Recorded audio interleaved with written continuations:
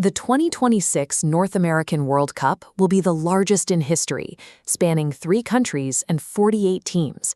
But for the millions of fans hoping to attend, the price of entry has reached levels that previously seemed impossible for a sporting event.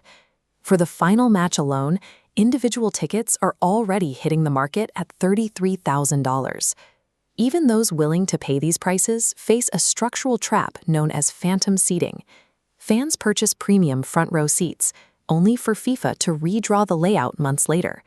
A new VIP row is inserted directly in front, effectively pushing original buyers into the second tier. To reclaim their unobstructed view, fans must pay an additional upgrade fee. This bait-and-switch strategy has already drawn the attention of law enforcement. The Attorneys General of New York and New Jersey have issued subpoenas to FIFA for alleged price fixing and consumer fraud, years before the tournament actually begins. FIFA leadership attributes these spikes to the simple pressures of a free market. However, the mechanics behind these prices were developed over decades of administrative scandals, beginning with the original blueprint for modern sports corruption. During the 1998 World Cup in France, FIFA president Sepp Blatter oversaw an organization that was beginning to master the art of artificial scarcity.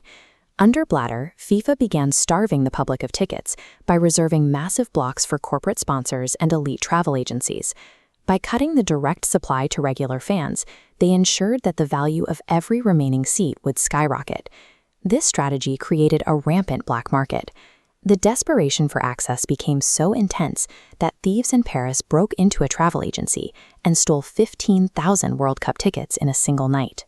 This era proved that by restricting public access, FIFA could transform tickets into high-value assets for its corporate partners, establishing the groundwork for a much more sophisticated system of exclusion.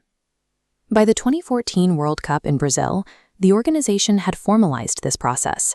They moved away from chaotic street-level scarcity and granted a monopoly over lucrative VIP packages to a single company, Match Hospitality. A major shareholder in this firm was Philippe Blatter, the nephew of the FIFA president himself.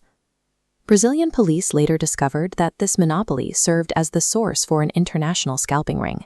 They arrested high-level executives for funneling those exclusive VIP tickets directly into the black market for millions of dollars in profit. The operation had successfully moved from the street to the boardroom. What began as physical theft in the 90s had evolved into a formalized system of corporate nepotism. This era of administration reached its limit in May 2015. Swiss police, acting on behalf of the FBI, raided the Bauer Olac Hotel in Zurich, arresting FIFA's executive elite in their hotel rooms. The U.S. Justice Department led the charge, using the RICO Act, the same statutes used to dismantle organized crime families. Because the officials used American banks and email servers to route their bribes, the FBI had the authority to treat the organization as a corrupt cartel. Their key informant was Chuck Blazer, a FIFA insider who famously kept a luxury Manhattan apartment just for his cats. Facing years of prison for tax evasion, Blazer wore a wire into executive meetings, providing the evidence the FBI needed to dismantle the leadership from the inside. Sepp Blatter resigned in disgrace shortly after. His final public appearance as president was interrupted by a comedian who showered him with a stack of fake dollar bills, a moment that came to symbolize the end of the Blatter era. Following the arrests, FIFA installed Gianni Infantino. His administration arrived with a mandate to replace the era of backroom deals with total organizational transparency and modern reform.